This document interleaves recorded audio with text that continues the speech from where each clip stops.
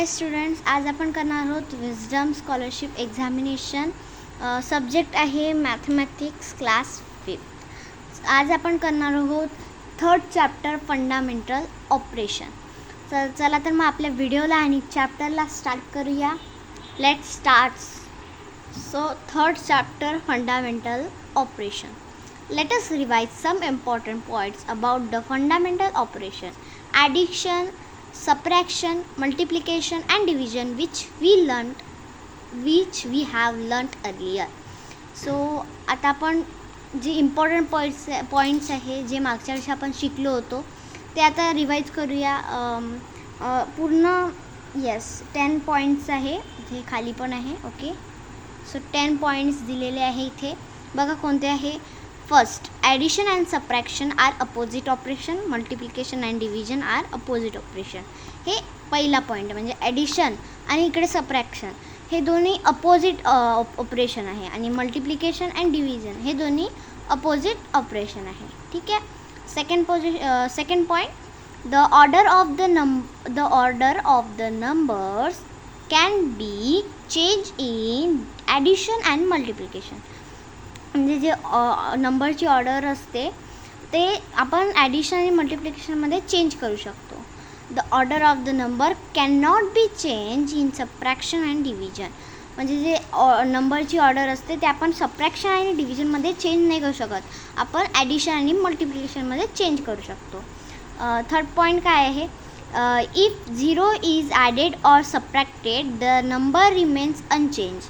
If a number is multiplied by 0, then the answer is 0. Division by 0 is not possible. तर इथे काय म्हटलेलं आहे, समजा आपण 0ला ॲड केलं किंवा सबट्रॅक्ट केलं, तर जो नंबरची आपण 0ला ॲड केलं किंवा सबट्रॅक्ट केलं तर नंबर तसंच राहतं, चेंज होत नाही. आणि इथे म्हटलेलं आहे की आपण समजा 0ने कोणता एक नंबर मल्टिप्लाय केला तर ॲन्सर 0 येतो, आणि डिव्हिजनमध्ये डिव्हिजन आपण 0नं करू नाही शकत, असं या थर्ड पॉईंटमध्ये म्हटलेलं आहे. फोर्थ पॉईंट कोणता आहे. If a number is multiplied divided by 1 the number is unchange. म्हणजे इथे म्हटलेलं समजा आपण एक नंबर आहे त्याला आपण मल्टिप्लाय किंवा डिवाईड केलं 1नं, तर तो नंबर अनचेंज म्हणजे चेंज होत नाही, तो नंबर तोच राहतो, असं इथे म्हटलेलं आहे. Then fifth point, adding 2 digits at the same place can bring in a carryover of 1 at the most. A carryover of 2 while adding 3 digits has so on. इथे म्हटलं आहे की adding 2 digits at the same place. समजा दोन digit number आहे त्याला आपण same प्लेसवर ॲड केलं, can bring in a carry over of 1. म्हणजे तो कॅरी ओव्हर होते, 1 कॅरी ओव्हर होते at the most. A carry over of 2 while adding 3 digit and so on. जेव्हा आपण 3 डिजिटचं ॲडिंग करतो तेव्हा 2 हा कॅरी ओव्हर होतो अँड सो ऑन, असं चालू राहतं, असं इथे म्हटलेलं आहे. Then 6 point, if 2 equal digits add up to the same digit then this digits must be 0 each. इथे म्हटलेलं आहे इफ 2 इक्वल डिजिट ॲडअप, म्हणजे 2 असे इक्वल डिजिट समजा आपण ॲड केले सेम डिजिटशी, समजा 11 आणि 11 असे प्लस केले, then this digit must be by 0 each. म्हणजे ते नंबर 0 इच म्हणजे सगळ्याच्यात 0 राहील त्याच्यात, असं म्हटलेलं आहे याच्यात. Then 7 point, in subtraction if the digit in the number to be subtracted and the remainder are same, then the digit in the first number at the same place must be double, or if a carryover is there then one more than the double of the digit. इथे म्हटलेलं आहे की in subtraction if the digit in the number to be subtracted and the reminder are same. समजा आपण subtract केलं एका डिजिटला एका नंबरशी, so the reminder are same, म्हणजे जो रिमाइंडर असतो सेम राहतो, पण then the digit in the first number at the same place must be double, और if a carry over is there then 1 more than the double of the digit. म्हणजे समजा आपण आता पहिला नंबर आहे जो, then the digit in the first number. जो first नंबरमध्ये डिजिट आहे तो आपण सेम प्लेसवर आहे, must be double or if carry over is there. समजा त्यात कॅरी ओव्हर असलं तर ठीक, किंवा डबल त्याला करू शकतो आपण. Then one more than the double of the digit. So त्याचा एका नंबरचा त्याला more than the double digit होतो त्याचा, असं इथं म्हटलेलं आहे. Next, the addition subtraction of two even digit gives an even digit. म्हणजे समजा आपण सबट्रॅक्ट केलं किंवा ॲडिशन केले दोन इवन डिजिटचं, तर तो इवन डिजिटच राहतो. The addition and subtraction of two odd digit gives an even digit. समजा आपण दोन ऑड नंबर्स घेतले, त्यांची ॲडिशन केली किंवा सबट्रॅक्शन केलं, तेव्हा पण आपला आन्सर इवनमध्येच येतो. इवन नंबर आपण शिकलेलो आहे, किंवा ऑड नंबर पण आपण शिकलेलो आहे फर्स्ट चॅप्टरमध्ये. तुम्ही बघून घेऊ शकता तो व्हिडिओ, मी अपलोड केलेला आहे तो व्हिडिओ. चला तर मग आपण सुरू करूया अजून वापस आपल्या याच्यावर. Okay, so the addition subtraction of one even and one odd gives an odd digit. समजा आपण ॲडिशन केली, एक इवन घेतला नंबर आणि एक ऑड घेतला, त्यांची ॲडिशन केली किंवा सबट्रॅक्शन केलं, तर आपल्याला उत्तर ऑडमध्ये येते. ठीक आहे. Then 9th point, the product of two even digit is even. The product of two odd digit is odd. The product of one even and one odd is even. इथे म्हटलेलं आहे की समजा आपण दोन इवन डिजिट घेतले, त्याचं product केलं म्हणजे मल्टिप्लिकेशन केलं तर इवनच राहतो. समजा आपण टू ऑड डिजिट घेतले, त्याचं प्रोडक्ट केलं म्हणजे मल्टिप्लिकेशन केलं तर ते ऑड राहतो. आणि समजा आपण वन इवन घेतला आणि एक ऑड डिजिट घेतला तर त्याचं उत्तर इवनमध्येच येतं, असं इथे म्हटलेलं आहे. Then dividend is equals to division into question plus remainder. आता हे काय, दोन असे हे दिलेले पॉईंट्स दिलेले आहे हे करायला. समजा आपल्याला डिव्हिडंड काढा असं म्हटलं, तो त्याचा फॉर्म्युला दिलेला आहे. समजा आपल्या ह्या तीन गोष्टी दिल्या असतील आणि हे दिलं नसतील तेव्हा त्याच्यासाठी आहे हे. Okay, then dividend is equals to division into question plus remainder. Dividend minus remainder is equals to divisor into question. Okay, next page number 15. So next page, let's us learn to name the number differently. Number name, different number names. आता बघा इथे हे number names म्हणजे different number म्हणजे दुसऱ्या कंट्रीतले पण name असू शकतात. हे आपल्या कंट्रीतले नेम आहे आणि हे नंबर दिलेलं आहे. आता आपण याला काय म्हणतो 100, याला आपण 100 पण म्हणू शकतो. तर 100चं नाव आहे, पण डिफरंट अदर नेम म्हणजे दुसऱ्या कंट्रीतली नाव काय आहे 10 टेन्स. हे 10 आणि 10ला एक 0 असतं म्हणून इथे टेन्स असं आहे. ठीक आहे. देन नेक्स्ट कोणता आहे 1000 किंवा आपण 1000 पण म्हणतो त्याला, तर 1000. सो डिफरंट कंट्री म्हणजे डिफरंट नंबर काय म्हणजे नेम काय आहे त्याला. सो 100 टेन्स, 100 2 0 असते आणि टेन्सला 1 0 असतं म्हणून 1. देन आपल्याला दिलेलं आहे 10,000, आपण याला 10,000च म्हणतो. त्याला दिलेलं आहे 1000 टेन्स, 1000 आणि इथे टेन्स. सॉरी, माझं इथे दोन नावं दिलेले आहेत 1000ला, 100 आणि 100 टेन्स पण. 10,000चं 1000 टेन्स आणि एक 100 दिलेलं आहे, कारण की इथे 2 0 2 0, इथे 3 0 आणि 1 असं दिलेलं आहे. Okay, so then next is 1 lakh. 1 lakh असे असतात. 10,000 टेन्स, 1000 हंड्रेड्स, 100,000 10,000. याला 4 नावं आहे बघा. 10,000 टेन्स म्हणजे इथे 10,000 दिलेलं आहे आणि इथे टेन्स 1 0 असतो म्हणून. 1000 हंड्रेड दिलेलं आहे बघा, आणि त्याचं 2 उलटं करून दिलेलं आहे. Then next is 10 lakhs. 10 lakhsला पण 4 नेम्स दिलेले आहे. 1 lakh and tens, 10,000 and hundreds, 1,000 and thousands, 100 and 10,000s. इथे 1 करोडला ओ माय गॉड 6 नेम्स दिलेले आहे बघा. कोणते आहे 10 lakh tense, lakh hundreds, 10,000 1000, 1000 10,000, 100 lakhs, 10 lakhs. So इथे दिलेलं आहे 10 करोड. सो माय गॉड, याला किती आहे बघा. तर याला पण 6च आहे बघा. Crore tens, 10 lakh, hundreds, lakh, thousands, 10,000 10,000 and 1000 lakhs, 100 10 lakhs असे इथे दिलेले आहे. आता इथे येत आहे आपलं super fast solve examples. Super fast solve examples आले आहे. चला तर मग पटकन सॉल्व एक्झाम्पल बघूया काय काय आहे आणि मग प्रॅक्टिस सेटला सॉल्व करूया. म्हणजे सॉल्व तुम्ही करणार आहे.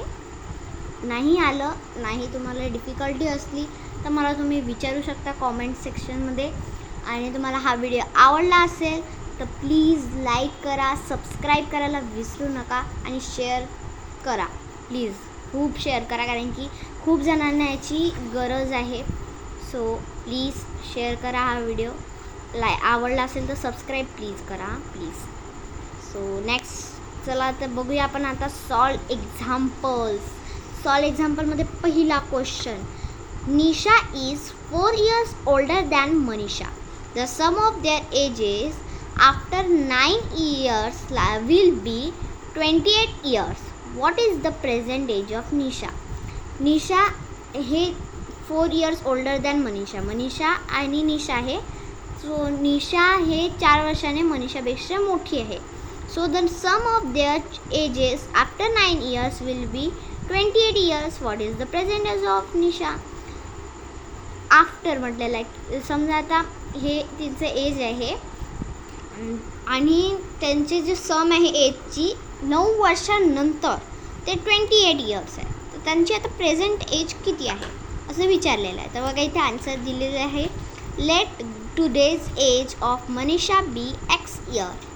आता मनीषाची एज आपण एक्स इयर ठेवूया. Now we will prepare a table has given below. So इथे हा टेबल दिलेला आहे.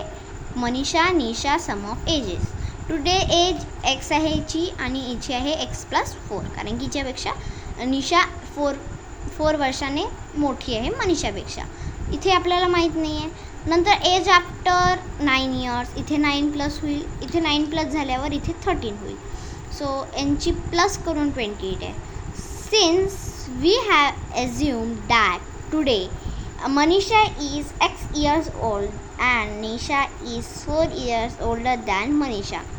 We can say that Nisha is X+4 years old than today. Therefore, after 9 years, Manisha will be X+9 years old and Nisha will be X+4 plus 9 years means X+13 years old. If a table is formed, it is easy to write the age in the cells. It is given in the problem that Manisha's age after 9 years plus Nisha's age after 9 years is equals to 28 years. Using the table, we can write x+9 plus x+13 is equals to 28 years. So x plus हे आपण bracket काढले आणि इथे मग 2x आहे तर 2xला साईडला, याला साईडला. मग इथे 2x हे यांची आपण जेव्हा हे करू तेव्हा 22 होईल. नंतर मग हे इकडे प्लसमध्ये आहे तर इकडे जाऊन मायनसमध्ये जाईल. सो 28 - 22 इथे 6 आलेले आहे. So x is equals to हे इकडे 2 खाली जाईल आणि डिवाइड होईल आणि मग त्याचं उत्तर येईल 3 years. सो आपली मनीषाची एज तर निघालेली आहे 3 years old. निशाची काय रे 4 वर्षांना मोठी आहे तर 4 याच्यात ॲड करायचे म्हणजे x+4 होते. तर 3 हा एक्सची व्हॅल्यू निघाली. So 3 + 4 is equals to 7 years old. So Nisha is 7 years old today. Simple होतं. Then second question. Kunal is elder to his brother by 5 years. His sister is elder to her brother by 2 years. If the sum of their ages will be 37 years after 4 years, then how old is Kunal today? इथे बघा आता कुणाल हा मोठा आहे. त्याचा एक भाऊ आहे. ते कुणाल हा 5 वर्षांनी मोठा आहे या त्याच्या भावाच्या. याने his sister is elder than to her brother. आता त्याची हे एक सिस्टर पण आहे, ते 2 वर्षांना मोठी आहे तिच्या ब्रदरपेक्षा. So if the sum of their ages will be 37 after 4 years, then how old is Kunal today. आता इथं फक्त आपल्याला कुणालचं विचारलेलं आहे. सो 3 जणांच्यात इन्वॉल्ड आहे. एक हा ब्रदर, याचा कुणालचा ब्रदर, आणि एक सिस्टर. सो कुणाल, ब्रदर आणि सिस्टर हे इन्वॉल्ड आहे. बघा आता इथे कुणाल हा त्याच्या भावापेक्षा 5 वर्षांनं मोठा आहे, आणि कुणालची जी सिस्टर आहे ते जो हा भाऊ होता त्याच्याने 2 वर्षाने ते सिस्टर तिची मोठी आहे. So if the sum of their ages, त्यांची सम केली तर त्यांचं एज 37 years होतं. टोटल सम त्यांची 37 years होती. इथं 4 years आफ्टर म्हणजे 4 वर्षांनी त्यांची सम 37 years होती. सो आपल्याला कुणालची टुडेची एज काढायची आहे. सो कुणालला आपण एक्स ठेवूया. ओके, कुणालला एक्स इयर्स आहे म्हणजे त्याचं आपल्याला वर्ष माहीत नाही आहे म्हणून एक्स ठेवूया त्याचं. ब्रदर, सिस्टर, कुणाल आणि ते सम. टुडेज एज ब्रदरची एक्स आहे, माहीत नाही हे आहे. सिस्टर x+2, कुणाल x+5 म्हणजे सगळ्यात छोटा ब्रदरच आहे. त्याच्या मोठी सिस्टर आहे म्हणजे मधली, आणि नंतर कुणाल हा सगळ्यात मोठा. सो आता आफ्टर 4 years त्याची 4 वर्षानंतर जी एज होती ब्रदरची ते होती x+4. याच्यात +4 ॲड होईल म्हणून 6 आले, तर x+6. कुणालची इथं +4 होईल म्हणून इथं x+9 आले. तर तसंच हे मी जसं सांगितलं आहे तसंच केलेलं आहे. आता हे x. सो x ला साईडला ठेवलेलं आहे आणि बाकीच्या नंबरला साईडला केलेलं आहे. सो इथे 3x होईल आणि याची टोटल केली तर 19. आता हे 19 प्लसमध्ये तर इकडे जाऊन मायनसमध्ये जाते. So 3x = 18. यांना मायनस करून 18 आलं. सो x = हे 3 इकडे डिवाईडमध्ये जाईल आणि मग उत्तर येईल 6 years. So Kunal's brother is 6 years old. Kunal is 11 years old today. आता कुणालची कशी काढली, कारण की कुणाल हा त्याच्या भावापेक्षा 5 वर्षाने मोठा होता. त्याच्यात 5 आपण ॲड केले, 5 years ॲड केले, तर उत्तर काय आलं 11 years. Next question number 3 and page number 17. So third question, by how much 10 crores are greater than 1000 lakhs. इथे म्हटलेलं आहे 10 crores हे 1000 लाखनं किती मोठं आहे. आता आपण 1000 lakh कसं आपण बघितलं होती का अदर नेम्समध्ये 1000 lakh पण येतो. तर 1000 lakhमध्ये काय असते बघा. इथे 1000 lakhला मी इथे लिहून दाखवते तुम्हाला. 1000 लिहून घ्यायचे. ओके, लिहून घेतले आपण 1000.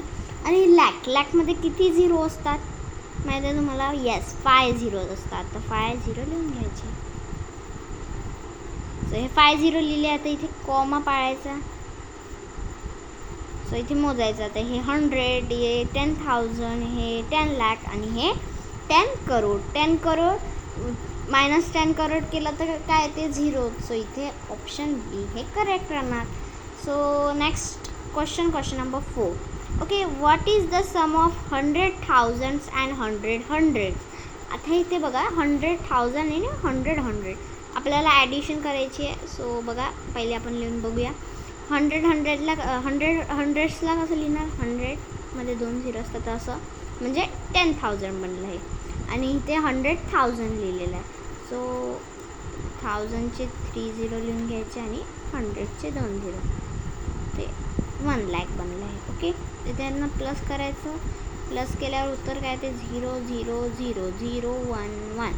सो 1,10,000 1,10,000 बनले. आता बघा इथे काय दिलेलं आहे, 11 lakhs पण दिलेलं आहे, पण 11 lakhsला जायचं नाही, 11,000ला पण जायचं नाही. सो आता इथे काय करायचं तर बघा मी सांगते तुम्हाला. इथे किती झिरो आहे? 4 झिरो आहे. ओके, 4 झिरो आहे. सो 110 म्हणजे काय होते? 100 + 10. सो इथे 100 + 10 झालेले आणि हे 3 0 1000चे. So option D is the right answer. Then question number 5. 62 hundreds into 50 tens. So 62 hundreds म्हणजे 62मध्ये 2 झिरो ॲड होईल आणि 50 टेन्स म्हटलं तर 1 झिरो ॲड होईल. यांना मल्टिप्लाय केलं तर उत्तर येतो येस 3100,000. म्हणजे आपण समजायला बघितलं तर 31 लाख असं आपण म्हणू शकतो. 31 लाख. आणि 31 लाख आहेच नाही इथे, तर काय होईल? तर समजा आपण आता बघितले इथे 2 झिरो ठेवलेले आहे आणि 1000मध्ये 3 झिरो असतात. तो option is the right answer. Then next question number 6. आता इथे सगळे मुलं म्हणजे गोंधळून जातात की इथं काय येणार, कसं येणार. आता मी तुम्हाला एक मस्त अशी ट्रिक सांगते. ओके, बघा मी तुम्हाला सांगते. समजा आपण 3 × 3 केलं तर 9 येते, किंवा 7 × 7 केलं जेव्हा आपण 7 × 7 करतो तिथे 49 येते. तर 9 शेवटीला येतो. आपण 3 पहिले ठेवूया, पण ऑप्शनमध्ये 3 दिसतच नाही आहे, तर आपण 7 ट्राय करून पाहूया. इथे आपण 7 ठेवूया. ठीक आहे, 7 × 7 9 होतात, 4 कॅरी झाले. आता इथे 7 आहे, इथे आपल्याला बी माहीत नाही आहे. आता 7 लास्टमध्ये म्हणजे सी 2 ऑप्शन आहे, तर ते 4 आणि 8 दिलेलं आहे. आपण आता पहिले 5 करून पाहूया ट्राय. इथे 5 आहे. ओके, 7 × 35 होतात. 35 × 4 किती होतात? येस 9 होत. इथे 9 आलं पाहिजे होतं, पण नाही होत नाही. समजा आपण इथे आता 8 घेऊन पाहूया. 8. ओके, 8 घेतला आपण इथे. 7 × 8 56 प्लस यस 4 केले तर किती होतात? Sorry I am very sorry. इथे 2 डिजिट नंबर्स आहे आणि मी एकाच डिजिट समजत आहे, तर तुम्हाला मी एका पेजवर सॉल्व करून दाखवते. ओके, सो पेज आहे आपल्याजवळ. सो एची व्हॅल्यू आपण सध्यासाठी हे 2 ऑप्शन ठेवलेले आहे. सो पहिले बी करून पाहूया. ओके, म्हणजे 8 5 7 × 2 7 असे करून बघूया. So 7 × 7 49, 4 carry. इथे यस 9 होतो, 3 carry. 56 plus 3 = 59. 0 14 4 1 carry. This 11 1 carry, and this 16 17. So यांना आता आपण ॲड करून बघूया. ओके, 9 3 1 1 11 1 नाहीच होतं, कारण की बीची व्हॅल्यू आपण 5 पकडली आणि ती 5 येतच नाही आहे. आपण आता तुम्ही सीवाला ऑप्शन ट्राय करून बघा, मी तोपर्यंत सॉल्व करते. ओके, सो तुम्ही प्लीज हा सीवाला ऑप्शन सॉल्व करून बघा काय उत्तर येत आहे तुमचं. ओके, सो मी तुम्हाला सॉल्व करून दाखवलं आहे हे सीवाला ऑप्शन, आणि सी ऑप्शन हीच करेक्ट. बघा पहिले मी हे असं होतं सम, त्याला आपण असं सी ऑप्शनमध्ये कन्वर्ट करून पाहिलं. मग नंतर आपण त्याची स्टेप केली, तर बघा बी हा 8वर आहे आणि इथे पण 8 आला आहे. बघा बी आणि इथे ए आहे, तर एवर आपण 5 घेतला होता, 5 सेम आला आहे. आणि इथे 1 आलेलं आहे आणि इथे 4 आलेलं आहे. सो ऑप्शन आपला C is a correct. C हा आपला ऑप्शन करेक्ट आहे. ओके, इथे बघा उत्तर पण दिलेलं आहे. बघा मी म्हटलं होतं तुम्हाला, आपण समजा 3 यूज केलं तरी पण 9 येतो, आणि 3 तर ऑप्शनमध्ये आहेच नाही, तर 7 आहे. सो 7 आपण यूज केला होता. सो असा करून अशा प्रकारे केलेलं आहे. नेक्स्ट पेजवर पण आहे, मी दाखवते. Next page number 18.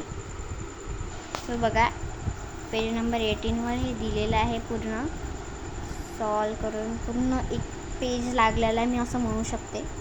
So then 7th question बघूया आपण. 7th क्वेश्चन तुम्ही ट्राय करून बघा. क्ल्यूज दिलेले आहे बुकमध्ये, क्ल्यू स्टेप पण दिलेलं आहे आणि हे सगळं दिलेलं आहे. सो आता आपण बघू शकता तुम्ही, तर अशाच प्रकारे एक गणित दिलेलं आहे. ओके, नेक्स्ट पेजवर बघूया आपण. Okay, so next next question राहणार आहे, क्वेश्चन नंबर 8 आहे तो. So 27 packets are packed, each containing 4 kg. sugar. If they are to be repacked, each containing 3 kg, then how much packets will be packed? आता इथे काय म्हटलेलं आहे बघा. पहिले आपण 27 पॅकेट्स पॅक केले, त्यांच्यात 4 kg 4 kg शुगर होती. सो नंतर मग काय झालं, मग आपण रिपॅक केले, त्याला वापस भरलं, त्याच्यात एका याच्यात 3 kg आपण हे केलं होतं. सो आता किती पॅकेट्स पॅक झाल्या असतील, तर इथे बघा पहिले आपण मल्टिप्लाय करू आणि टोटल kg शुगर एवढी, देन किती टोटल kg शुगर एवढी होती बरोबर, कारण की 4 kg शुगर एक याच्यात असेल तर तेवढे 27 पॅकेटच झाले असतील. सो हे टोटल kg शुगर आहे. आणि मग आपल्याला म्हटलेलं आहे की रिपॅक केला आणि एका पॅकेटमध्ये 3 kg आहे, तर किती पॅकेट झाले असतील असे. सो आपण 3 पण आता डिवाईड करणार आहे. डिवाईड केल्यानंतर उत्तर आलेलं आहे 36 packets. So 36 option number C is the right answer. Then next question number 9. The total expenditure of a family of 5 person is rupees for a year. What is the expenditure of each person per month? आता per month काढायचं सोपं आहे. आपल्याला divide करावं लागेल. इथे बघू शकता कसं केलेलं आहे डिवाईड. सो हे मंथली पर पर्सनचं आहे. सो मंथली पर पर्सनचं किती आलं आहे 617. So ₹617 option number B is the right answer. Next आता इथे माय गॉड खतम झालेलं आहे आपलं सॉल्व एक्झाम्पल. आता आपण करणार आहोत प्रॉब्लेम सेट नंबर 3. आता हा प्रॉब्लेम सेट तुम्ही करा सॉल्व. मी तुम्हाला हे दाखवते. हा पहिला आणि दुसरा क्वेश्चन आहे, बघू शकता. तिसरा क्वेश्चन मी दाखवते आता बघा. सो हा आहे तिसरा क्वेश्चन. हे पूर्ण असे क्वेश्चन आहे, 20 क्वेश्चन असतात, ऑप्शनल आहे. आणि समजा तुम्हाला याच्यातून नाही आलं, समजा काही समजलं नाही, डिफिकल्टी आली, तुम्ही मला विचारू शकता बघा.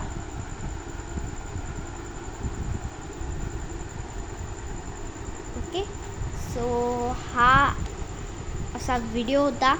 तुम्हाला प्लीज आवडला असेल तर लाईक करा, सबस्क्राईब करा आणि शेअर करायला विसरू नका. सो थँक्यू, तुम्ही हा व्हिडिओ बघितला. जय हिंद, जय भारत, बाय.